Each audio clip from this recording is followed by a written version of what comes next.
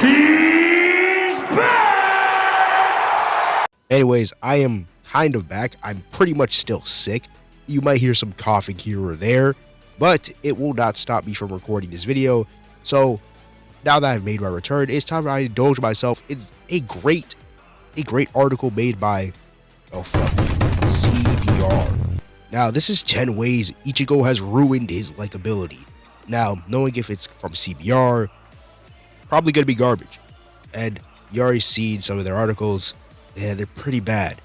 But before we begin, if you guys want to see more Bleach content like this and more, CBR Debunked list, then you come to the right place. Leave a like, subscribe, notification will stay notified whenever I upload a video. Now let's get right into this damn debunk on this list. At number 10, he nearly throws his life away in the effort to avenge his mother against Grand Fisher. Now, I'm gonna read this. Obviously, I'm not gonna read it to you guys because I don't want to, give you guys the effect of being CBR because they are pretty stupid.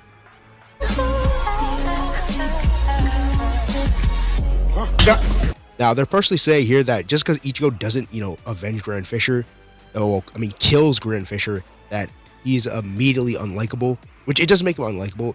It is tragic that he did not get to avenge his mother, but soon after, in the 1,000-Year Blood War, we actually understand the true reason why Misaki died and what actually happened. It was because Yuhabak, that is 1,000-Year Blood War spoilers.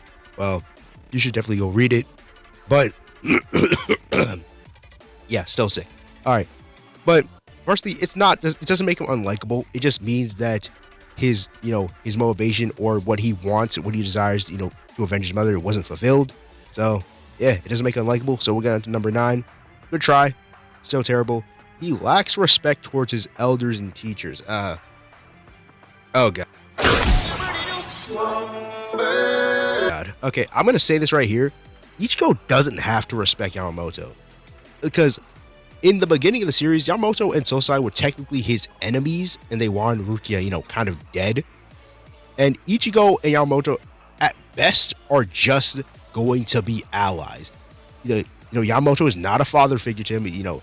He's not some kind of grandpa figure to him. No, they're just allies. They help each other, and that's the extent of their relationship. That's all they have. Ichigo doesn't see Yamamoto as like a father figure. He respects his abilities, yeah, but more or less, it's just going to be allies at the end of the day. He doesn't really need to say, hey, head Captain Yamamoto. No, he's just going to call him Gramps because, again, he isn't a captain. He isn't a soul reaper. He's just a deputy soul reaper. Do y'all really give a fuck what Ichigo calls his teachers? I really don't care what he calls his teachers. I don't care. You don't care. It doesn't make him unlikable. CBR, being stupid. Next, number 8, Ichigo yells at Kenpachi for saving him from death. It's when Kenpachi saved him from Noritora, and yeah. So, obviously, in the manga, Ichigo pretty much doesn't really yell at Kenpachi. He's more surprised that Kenpachi's here. He's like saying, yo, what are you doing here? I thought Soul Society said, like, y'all weren't gonna come. I thought y'all were never gonna come. So he's more surprised, and he did try to, and yeah, Kenpachi did save him, and Ichigo, again, is more surprised. And I'm pretty sure Kenpachi tries to attack him, but I think that's just only in the anime. I'm probably wrong, so I could probably just put a panel up here if you guys want to see it. But most likely, Ichigo is, remember, Ichigo does, just question, like, why is Kenpachi here? And Kenpachi explains everything to him. And it isn't him complaining, saying, yo, why the hell are you here? I don't need you. He's not saying that. I think he's more grateful that Kenpachi's there because he was about to get bodied by Noritora. So, let's get to number 7. Ichigo decision to save Orihime by himself rather than accept help from himself. Oh, God. Okay. If you actually, read through or watch the Arrancar saga or the section of the Waco Mundo arc, you understand why Ichigo wanted to take the burden alone. Because the way we're looking at it right now, Uryu doesn't have, look, Ichigo doesn't know Uryu got his Quincy's power back. He doesn't know that, and personally, he doesn't really think Chad is ready for the task of saying Orihime.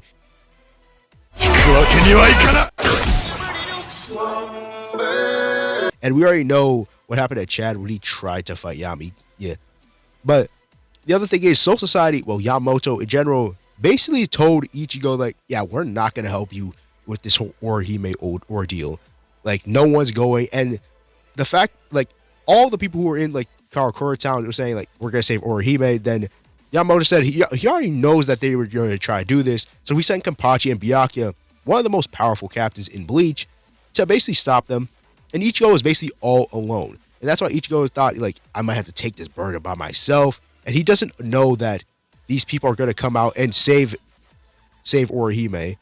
So not really Ichigo's fault, because again, Ichigo doesn't know that these people are going to come out and actually help him with this whole ordeal. So yeah, this is more or less not Ichigo's fault. It doesn't make him unlikable.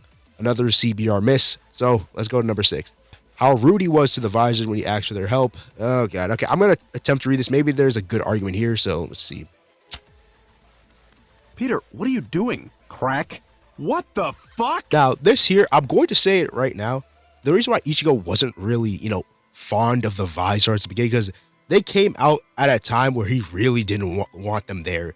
Ichigo was more afraid of the Hollow taking over him, and he was more afraid of that, and the Visoreds kind of represent that. They're able to master their holifications, and Ichigo can't, and Ichigo does need their help, but he's not going to respect them. He doesn't know them, and personally, why would he? They came at a more undesirable time.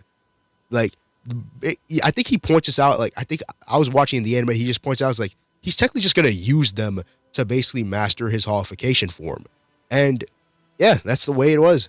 I don't expect him to, actually attempt to befriend them. He does befriend Shinji, and he does have a better relationship with them, but he doesn't really need to be nice to them off the bat, because people like Hiyori are kind of jerks him. And so, yeah, ain't really a reason to make him unlikable. Let's get to number 5. His need to talk down or look down on his allies like look, I'm going to say it right now. Ganju's a fucking moron. I don't need to say anything more. Or his willingness to hold back on opponents that could have defeated him if he went all out.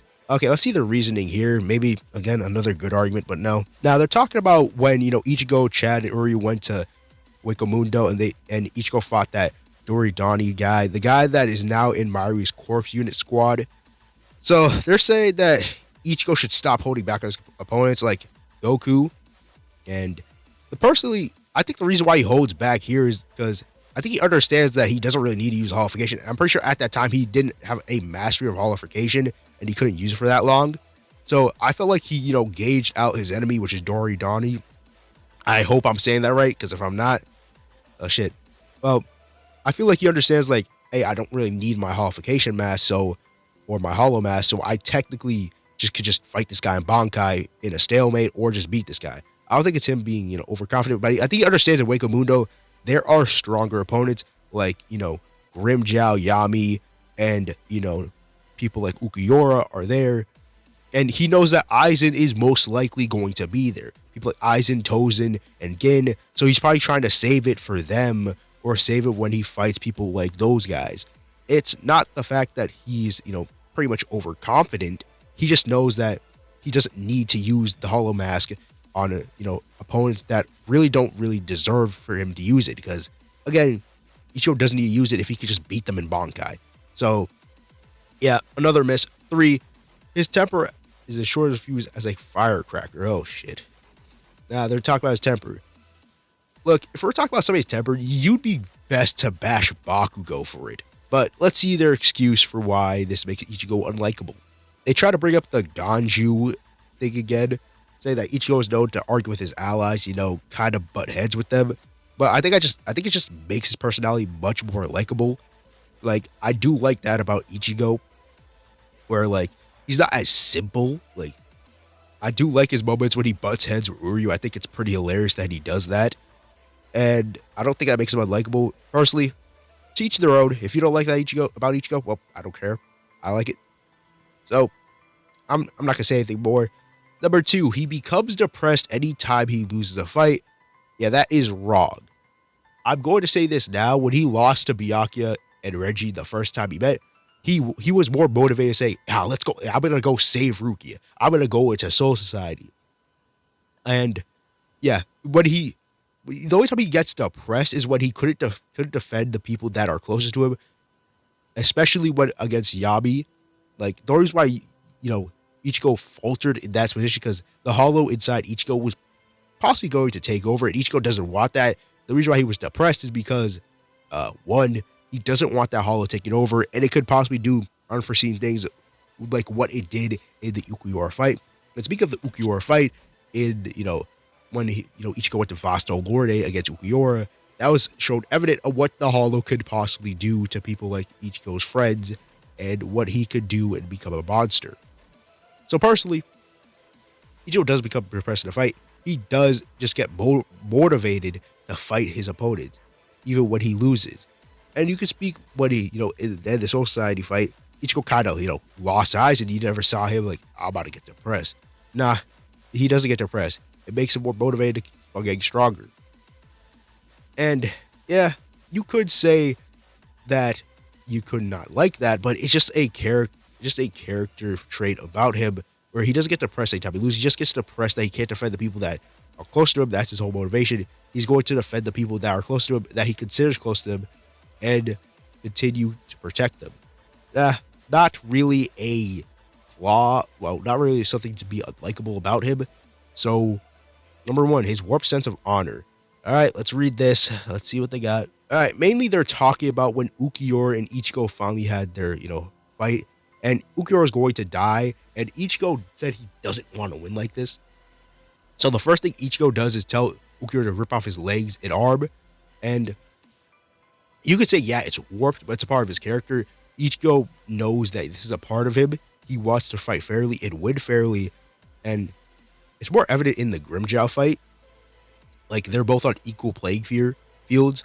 Ichigo, doesn't really, doesn't really, want to fight Grimmjow when he's, injured. He even tells, Orihime, you mind, like, healing Grimmjow while you're at it, because I don't really want to fight you not at your best. And that's a part of Ichigo's character. He just likes fighting, not at an extent like Kenpachi, but I wouldn't say this makes him likable. It just puts another character trait on him. And you could say the Yuha Bak fight, that the honor that he has it's completely gone, because he brought Orihime there. He even said it's kind of an unfair battle, but it really don't matter because the end of the world is upon them when Yuha Bak was fighting them. So overall, 0 out of 10 list. Didn't like it. I'm going to say this now.